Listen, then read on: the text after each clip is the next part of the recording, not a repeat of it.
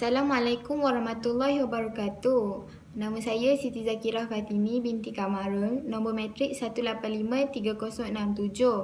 Kami dari kumpulan nombor 3 akan membentangkan kertas ilmiah yang bertajuk Kajian tentang peningkatan masalah disiplin murid berkaitan buli kerana kurangnya pendekatan agama Islam.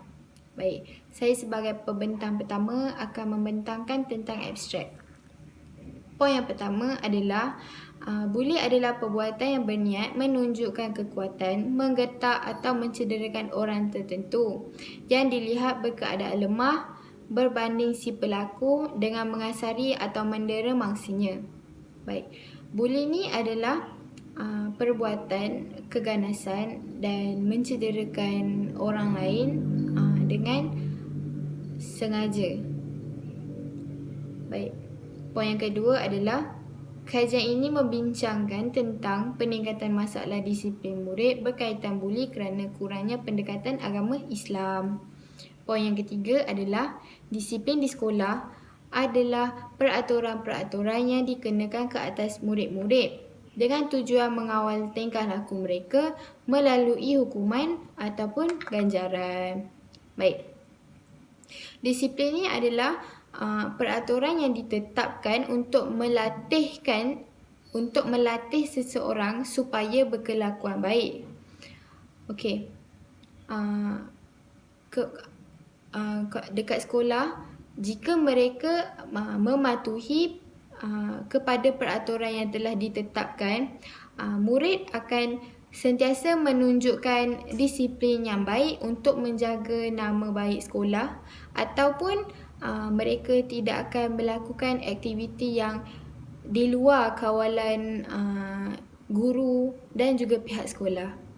Saya Nurul Hanis binti Muhammad Zaid, nombor matrik 1853072. Jadi, saya akan membentangkan pengenalan. Yang pertama, gejala buli merupakan fenomena yang berlaku di seluruh dunia tanpa mengira jantina, umur ataupun agama. Yang seterusnya, permasalahan buli di sekolah menjadi perhatian kerana isu ini dilaporkan kerap terjadi di premis tersebut.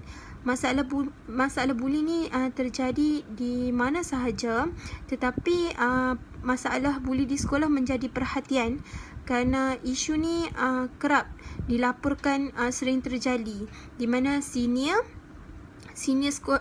pelajar senior telah membuli pelajar junior ataupun pelajar yang lemah. Seterusnya, kejadian buli semakin menular di sekolah-sekolah menengah agama dan perkara ini amat memeranjatkan masyarakat.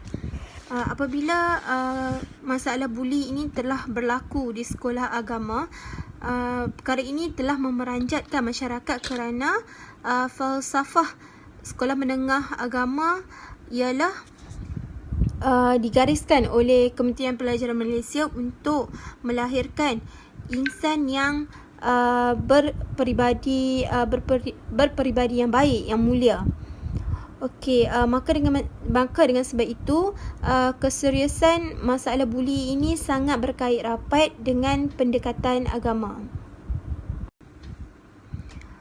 Okey, baik, seterusnya adalah kajian literatur. Definisi buli. Buli merupakan perbuatan negatif yang dikenakan oleh seseorang yang lebih kuat kepada seseorang yang lebih lemah. Terdapat 4 jenis buli, iaitu buli fizikal, buli lisan, buli mental dan juga buli cyber. Okey, antara 4 buli tersebut, buli fizikal dan juga buli lisan adalah paling kerap dilaporkan berlaku di sekolah. Ini menurut kajian di seluruh negara. Seterusnya, mengapa buli perlu dikaitkan dengan pendekatan agama? Yang pertama adalah kerana agama memainkan peranan yang menonjol dalam masyarakat kerana keupayaan bertindak sebagai alat membina spiritual, moral dan juga sikap masyarakat. Maksud di sini, agama adalah memainkan peranan secara menyeluruh dan bukan sahaja berfokus kepada masalah buli tetapi segala masalah disiplin. Okey, seterusnya Ibnu Khaldun dan Wan Hashim Wantih telah berkata, semenjak dulu lagi agama diakui sebagai salah satu ciri masyarakat yang bertamadun. Yang terakhir, pendekatan agama penting untuk menyedarkan murid bahawa kegiatan membuli adalah satu kesalahan. Okey, dengan pendekatan agama ini dapat menjadikan murid seorang yang berjaya di dunia dan di akhirat sekaligus. Dapat menyedarkan murid bahawa dapat menyedarkan murid tentang kesalahan membuli. Seterusnya, perbincangan. Yang pertama, ibu bapa perlu meluangkan masa bersama anak-anak. Yang kedua, pendidikan agama Islam amat penting dalam mendidik seseorang individu supaya menjadi insan yang memiliki akhlak. Tanpa pendidikan agama Islam, mereka tidak memiliki arah hidup. Yang ketiga, rakan sekelas perlu mengajak murid yang bermasalah melakukan aktiviti yang berfaedah supaya murid itu tidak menimbulkan masalah di sekolah. Yang keempat, pihak sekolah perlu membuat banyak program kesedaran pembangunan belia iaitu untuk murid yang bermasalah seperti yatim, abim dan sebagainya. Okey, seterusnya, rumusan. Ibu bapa, guru dan masyarakat perlu bekerjasama dalam memikirkan jalan penyelesaian terbaik supaya dapat mengelakkan murid daripada terjebak dengan gejala buli ini. Yang kedua, cara menangani masalah buli adalah dengan menekankan pendidikan agama Islam sejak di bangku sekolah lagi. Yang ketiga, murid perlu didedahkan dengan penghayatan nilai-nilai agama dalam diri pada usia yang awal daripada ibu bapa. Yang keempat, kesedaran diri amat penting dan merupakan salah satu cara penyelesaian yang terbaik antara cara-cara penyelesaian yang lain.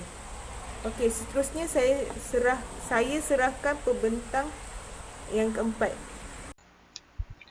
Saya pembentang yang terakhir, saya ingin membentangkan penutup. Penutup ada 3 poin. Poin pertama, peranan ibu bapa amatlah penting dalam mendidik anak. Ibu bapa merupakan role model bagi anak-anak. Jadi, anak-anak akan meniru segala perbuatan apa yang ibu bapa lakukan. Dan ibu bapa merupakan orang yang paling terdekat dengan anak-anak. Ibu bapa merupakan keluarga bagi anak-anak. Jadi, segala perbuatan ibu bapa tu anak-anak akan tiru. Contoh macam ibu bapa setiap hari melakukan solat Jumaat, berzikir, membaca Al-Quran. Jadi anak-anak akan melakukannya secara amali, secara alamiah. Mereka alami perbuatan tu sebab ibu bapa mereka setiap hari melakukan. So, jadi ibu bapa ni penting dalam mendidik anak. Peranan ibu bapa ni penting dalam mendidik anak. Yang kedua, pendidikan Islam sangat penting dalam membentuk peribadi seseorang. Pendidikan Islam penting dalam membentuk peribadi seseorang sebab Islam menggalakkan kita melakukan perbuatan yang baik, yang membawa manfaat kepada diri kita dan menjauhi perbuatan yang tidak membawa manfaat kepada diri kita dan yang dilarang oleh Allah. Contoh perbuatan yang tidak membawa manfaat kepada diri kita dan mendatangkan kemudaratan iaitu seperti minum arak, merokok, merompak, mencuri. Semua perbuatan tu perkara yang mendatangkan perbuatan tu boleh mendatangkan kemudaratan kepada diri kita. Jadi Islam menggalakkan kita melakukan kebaikan dan perkara yang boleh membawa manfaat kepada diri kita. Dengan melakukan perkara kebaikan, maka akhlak peribadi seseorang itu akan terbentuk dengan baik. Okey, yang ketiga, dengan adanya pendidikan Islam, mereka akan takut untuk melakukan sesuatu perbuatan yang terlarang dan mereka tidak akan membuang masa dalam melakukan perkara yang tidak membawa manfaat kepada diri mereka. Okey, dalam Islam mengatakan jika kita umat Islam melakukan perkara yang membawa mendatangkan kemudaratan kepada kita, kepada diri kita, maka ia akan mendapat dosa dan akan mendapat balasan di dunia dan di akhirat. So jadi apabila mereka mengetahui perkara tersebut, mereka tidak akan melakukan perkara tersebut sebab ianya boleh mendatangkan kemudaratan kepada diri mereka. Dan dalam Islam mengatakan jika sesiapa yang melakukan kebaikan, maka mereka akan mendapat pahala dan dimasukkan ke dalam syurga. So dengan cara begitu mereka akan ingin sentiasa melakukan perkara kebaikan dan bermanfaat supaya mereka masuk ke dalam syurga.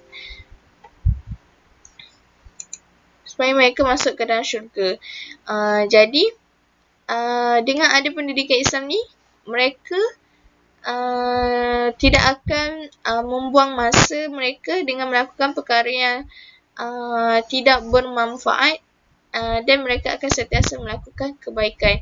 Dengan itulah akhlak peribadi seseorang akan terbentuk dan seseorang itu akan terlindung daripada perkara yang tidak diingini, perkara yang tidak membawa manfaat kepada kesihatan diri.